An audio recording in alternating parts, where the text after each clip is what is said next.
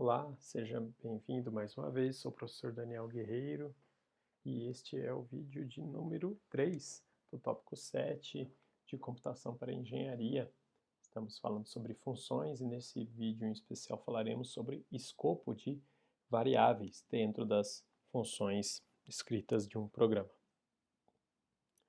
Bem, escopo de variáveis basicamente é falar sobre a validade, a existência das variáveis dentro do programa, ou seja, onde é que existe cada uma das variáveis que a gente declara, já que agora eu posso declarar as variáveis não só dentro da função main, que era até então o único lugar em que a gente experimentou declarar variáveis, mas também fora da função main em outras funções que eu vou agora poder escrever dentro do meu código.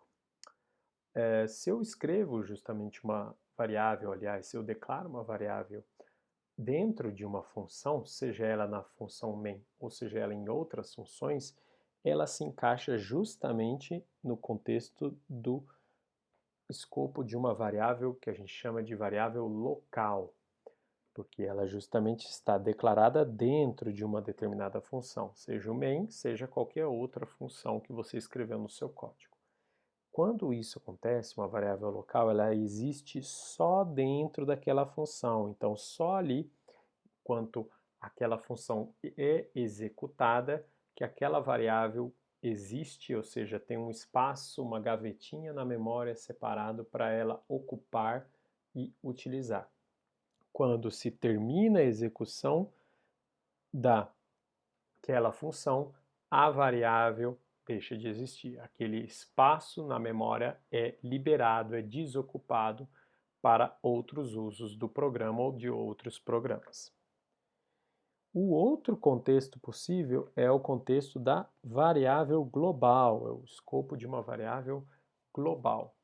Aí o nome já diz, né, um pouco da ideia, é quando eu declaro uma variável fora de qualquer função. Eu posso fazer isso, eu posso declarar uma variável fora do código de uma função.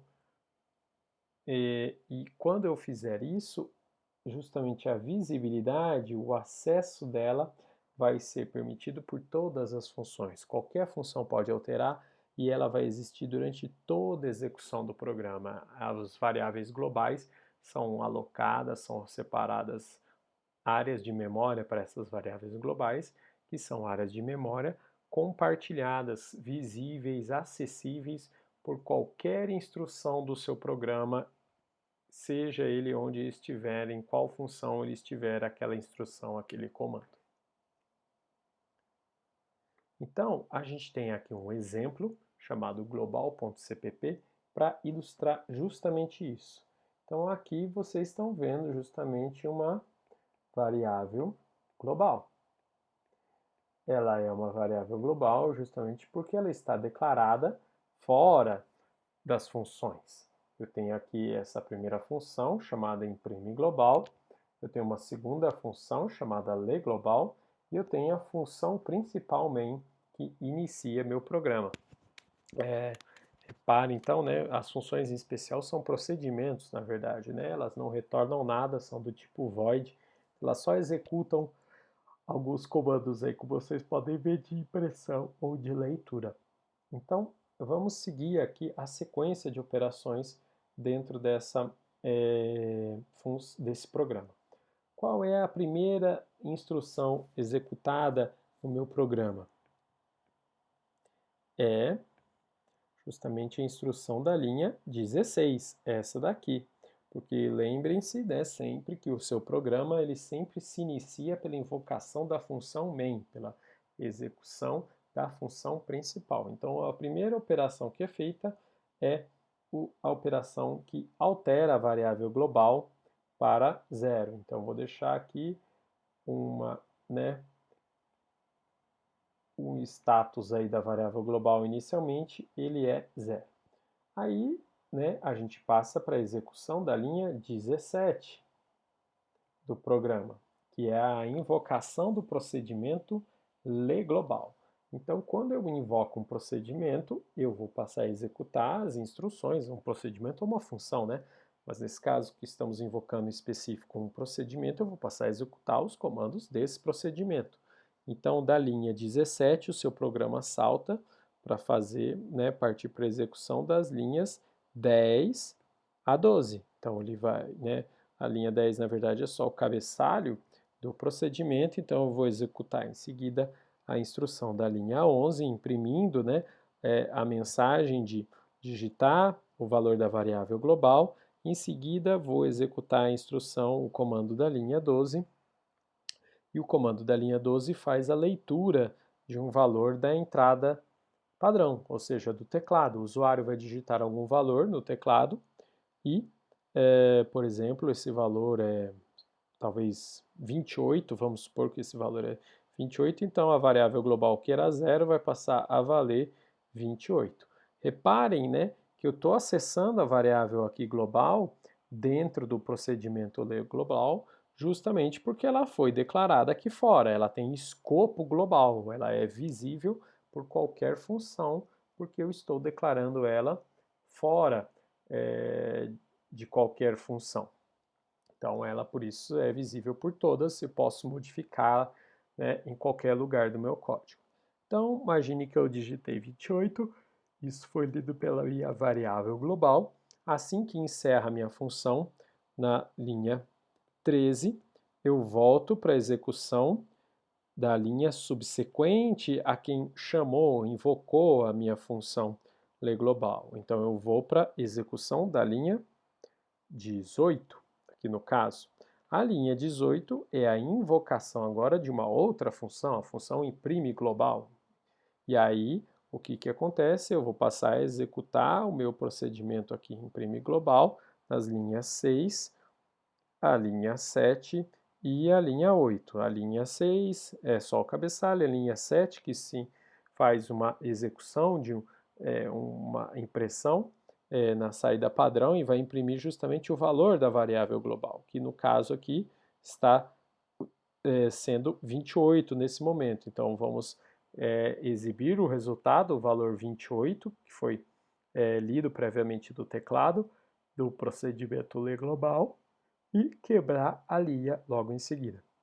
Executada as instruções das linhas 6, 7 e 8, eu retorno para a execução da instrução imediatamente subsequente à chamada da função imprimir global que se encerrou. Então, passo agora a executar a linha 19, vou imprimir mais uma vez na saída padrão o valor da variável global, vou imprimir novamente o valor 28 e, por fim, encerro o programa com a execução do comando de retorno da função main, encerrando o programa principal com o código 0.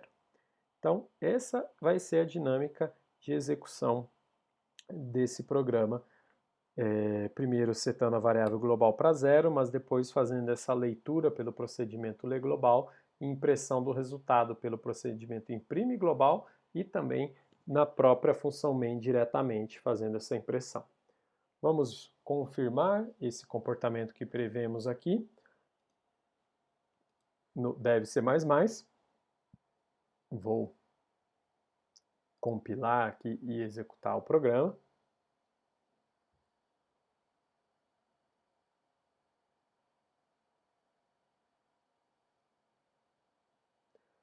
Então vamos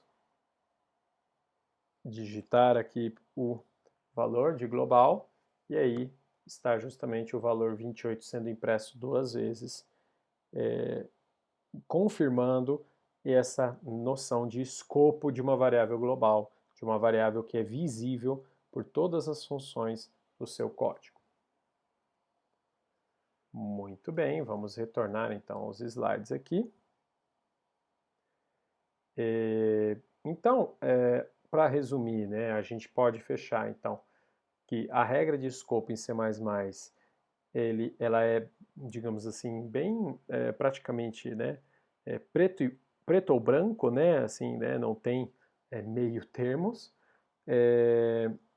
Eu tenho, né, para as variáveis global, visibilidade total, todas as funções eu tenho acesso, enquanto que as variáveis locais são visíveis somente no local em que elas foram declaradas, dentro da função em que elas foram declaradas. Veja que é relativamente simples aí as duas possibilidades de escopo. Então, para, né, isso ficar também mais claro, aí tem um outro exemplo de código para vocês verem. Nesse primeiro ponto aqui dentro da função rotina 1, eu tenho duas variáveis visíveis, a variável global e a variável local A. Local A é uma variável de escopo local, global é uma variável de escopo global, e elas que são visíveis dentro. Na função main, por sua vez, eu tenho a variável local main, de escopo local, juntando com a variável global. Então, repare que local A não existe, não é visível para a função main, por ser local a função rotina 1, e vice-versa, né? A função local main não é visível aqui para a função rotina 1, porque ela é local a função main.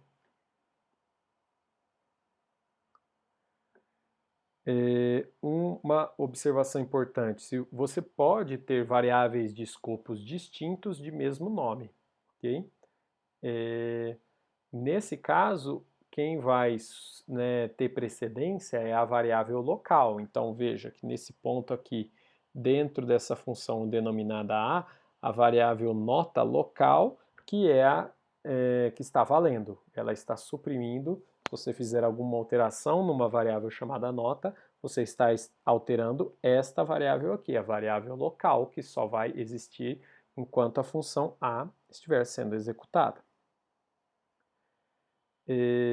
Então, dentro do mesmo escopo, aí você não pode, você só pode trabalhar justamente com essa coincidência de nomes se você está com escopos distintos. Se você está mexendo com o mesmo escopo, como é nesse segundo exemplo aqui, isso daqui vai gerar um erro de compilação. Você não pode ter, por exemplo, uma variável double x e outra variável int x dentro do mesmo escopo. O compilador não conseguiria discernir sobre qual variável na prática você está se referindo. Outro aspecto importante de colocar aqui, específico da linguagem C++, mas que é muito usado e comum de se ver, então é importante de se entender, é o conceito de namespaces, ou espaço de nomes aí. Ele pode ser entendido como um nível intermediário de escopo, mas a ideia, digamos assim, é muito mais com foco na organização do que na execução e acesso a variáveis. Então, os namespaces eles permitem agrupar todas as declarações possíveis dentro da linguagem C++, declarações de tipos, funções, classes, de variáveis, claro, dentro desse espaço de nomes. E eles vão passar a ser agrupados como se eles tivessem, digamos assim, um nome de família a precedê-los. E como é que eu posso usar namespace, declarar namespaces? Esta aqui é a sintaxe, eu inicio usando essa palavrinha reservada aqui, namespace, aí coloco o identificador do meu namespace, abro chaves e daí dentro dela posso fazer as declarações de funções, tipos, variáveis, tudo mais que eu quiser, né, definir.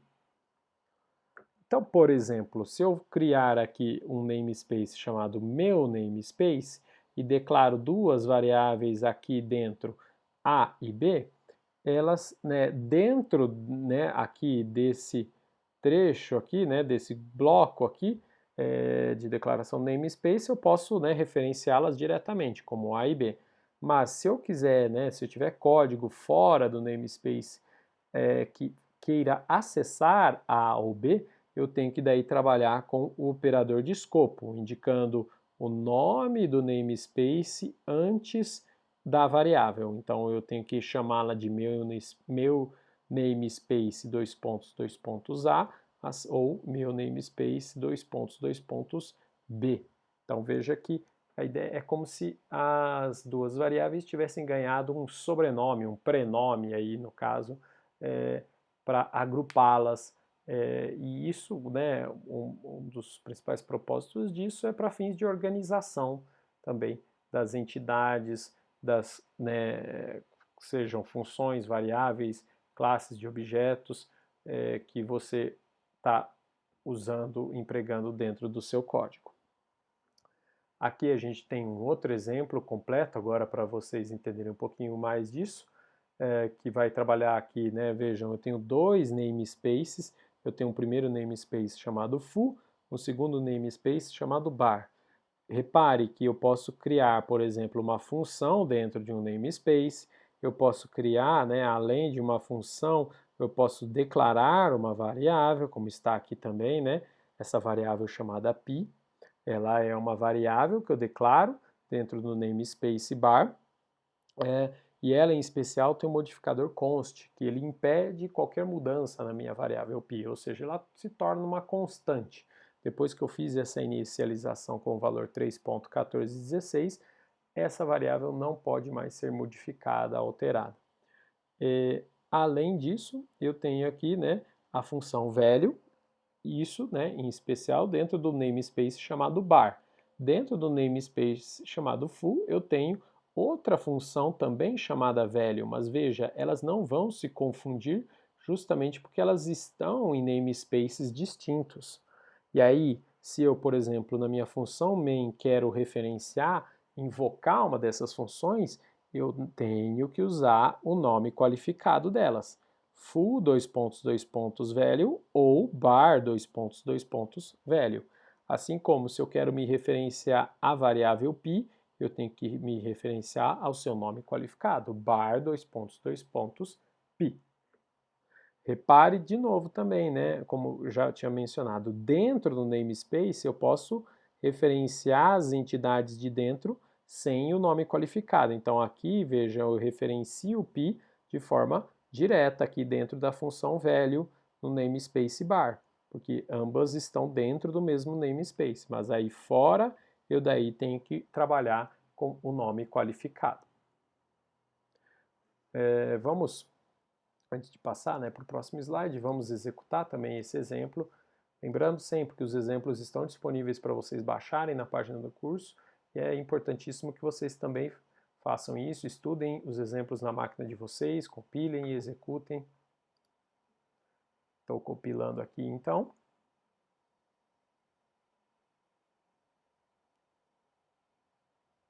Muito bem, e agora sim a gente pode executar.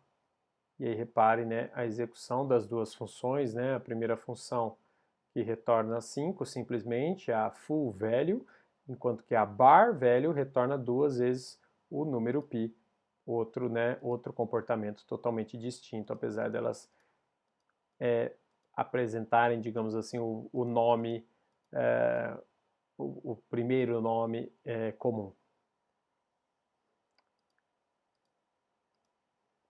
Muito bem, voltemos então aqui para os slides. Um outro comando, né, que trabalha muito em associação com o namespace, com o conceito de namespace, é o comando using. Inclusive a gente já está usando e muitas vezes sem saber por que estamos usando, né? O que ele quer fazer, o comando using? A ideia dele é você, digamos assim, informar o compilador de que está usando um determinado nome num determinado bloco, um determinado namespace, né, ou uma determinada entidade associada a um namespace, em um determinado bloco, naquele bloco em que você tiver usado o comando using. E aí isso te libera de usar os nomes qualificados dentro daquele bloco. Então, por exemplo, vejam nesse código aí, eu tenho dois namespaces, e reparem a coincidência de nomes das variáveis declaradas nos dois namespaces, x e y. Então, imaginem que na função main eu faça referência a variáveis x e y. Quais seriam essas variáveis x e y? É a variável x do namespace second ou é a variável x do namespace first? O comando using da linha 14 serve justamente para fazer essa, né, tirar essa ambiguidade aqui na questão. Então, ao comentar que eu estou usando dentro do main first x, eu posso referenciar x diretamente, que o x que eu estou fazendo referência é justamente este daqui, o x definido como variável no namespace first, enquanto que para o y, pelo comando using logo a seguir, que vem, né, using second y, esse y aqui está associado ao y definido como variável dentro do namespace second, e não no namespace first, como está, né, no caso, a variável x. Caso eu precise, né, na verdade, referenciar o y do outro namespace, aí não tem problema, eu trabalho com os nomes qualificados. Então, os nomes qualificados são os nomes completos, digamos assim, das entidades aí dentro de cada namespace. O comando using serve para a gente abreviar, tirar alguma ambiguidade na referência ao nome simples, né, ao nome simples, o nome simplificado daquela entidade que você está fazendo menção. E eu posso também usar, né, o using para me referir a um namespace completo, para dizer que qualquer entidade que eu, né, indique ali, né, e que haja, né, dúvida sobre qual namespace ela aparece, você, por exemplo, vai consultar com aquele né, comando using o namespace indicado. Então, quando eu coloco using namespace std, eu estou me, né, indicando que variáveis daquele namespace, qualquer variável daquele namespace std está, né, vai ser, né, pode ser referenciada, na verdade, só com seu nome simples, sem a necessidade do nome qualificado. Então, para a gente também fechar o entendimento desse exemplo, vamos voltar de novo aqui para o código. O exemplo aí, no caso, é o exemplo using.cpp. Então, o que nós esperamos aqui? Que nessa impressão do comando cout, aqui x, da linha 16, eu faça, né, o programa esteja fazendo referência ao x, né, no caso, ao elemento first x, ou seja, que imprima, então, o valor 5 na saída padrão. Enquanto que a impressão desse termo y, dessa variável y na linha 17, por conta do comando using second y aqui, vai resultar na execução, né, do valor 2, né, da impressão, né, no caso, do valor 2.7183 na saída padrão. Aí, né, aqui com os nomes qualificados, eu vou ter o resultado da impressão do valor 10, seguido do valor do namespace second 3,1416. Vamos ver se esse é o comportamento que de fato ocorre. Estamos compilando e executando aqui. E está aí, justamente, a execução do programa com os resultados conforme esperado.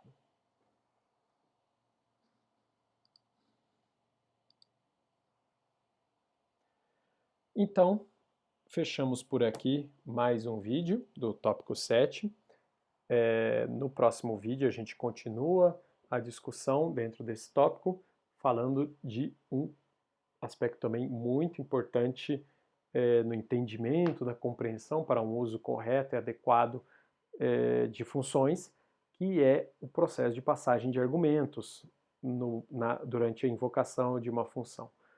Primeiro, o processo de passagem de argumentos por valor e o mecanismo de passagem de argumentos por referência. Vamos entender a diferença entre esses dois conceitos, tudo isso no próximo vídeo.